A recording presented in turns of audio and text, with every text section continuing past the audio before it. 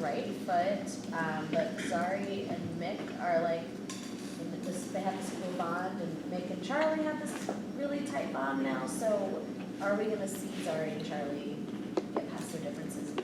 It's gonna get worse before it gets better. It gets like pretty, I think Maisie and I actually were really surprised at like how spicy it gets between them, in terms, like I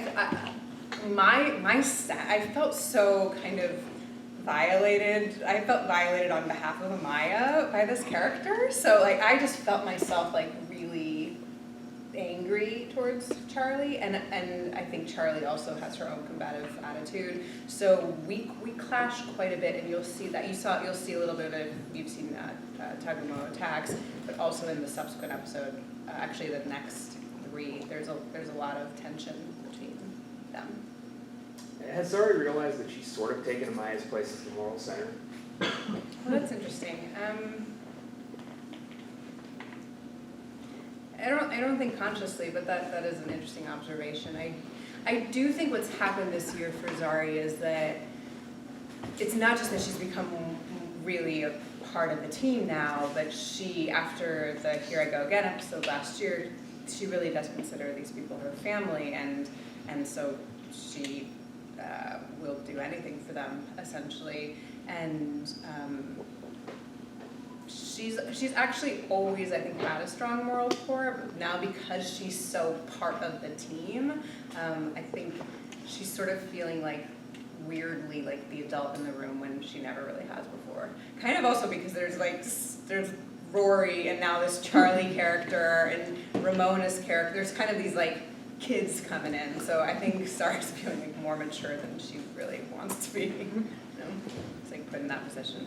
Do you feel like part of the reason that you butt head so much with Charlie could be because she's so much like Zari was when she first came in? I mean, the idea of trying to kind of cheat the system and the idea of not really wanting to be part of the team. Yeah, actually, I watched the episode of this past week, and I actually saw that in hindsight. Like, I think that there's a lot of Zari season 3 and Charlie season 4, and I don't think Zari has enough presence of mind to see that yet. But that's again a very good observation. I think there is a lot of Zari in Charlie. So at the beginning of the season, we had Zari kind of being the one who knew Ray let Nora Dark go. And then the end of Tagumo attacks, Nora turns herself in. So how is Zari going to feel about that? And is she going to have any interaction with Ray or Nora on that? I think her thing with Ray ultimately was that she, again, speaking to sort of the moral center, she was like, be truthful. Like, this team can handle it. Like, be truthful about your feelings and we'll deal with it. So I think now that he has been, and however we see her re-enter the story, like it's all kind of above board for her, for Zari, and like she loves Ray and wants him to be happy. So, even if it's with a demon. Did anybody ever give you a sense of exactly how many years you lived in Here I Go Again? I sort of, like, I don't want to say it because it was, my own sort of process, but yeah, I didn't go by years, I went by the number of times I went through the cycle. That actually really helped me emotionally get to where I needed to in that episode. It was a lot. It was a lot. Probably more than you think, yeah. What's been one of your favorite time periods that you've gotten to visit in the upcoming episodes? Punk, actually.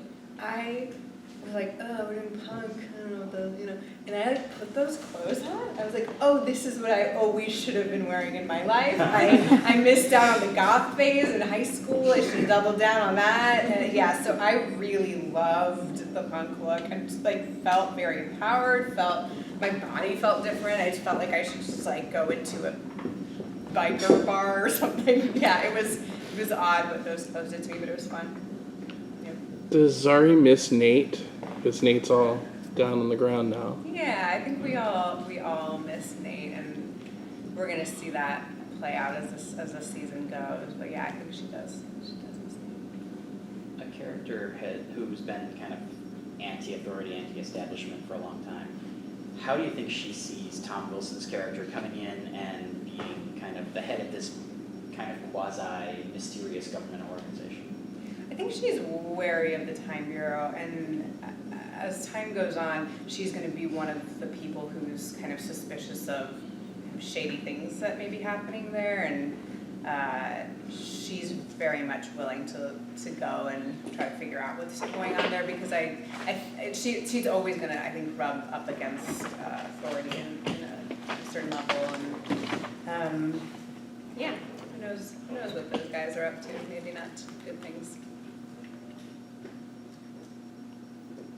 I feel like Zari, because of all the growth that you've had to do, almost you've done more range than any other character on the show.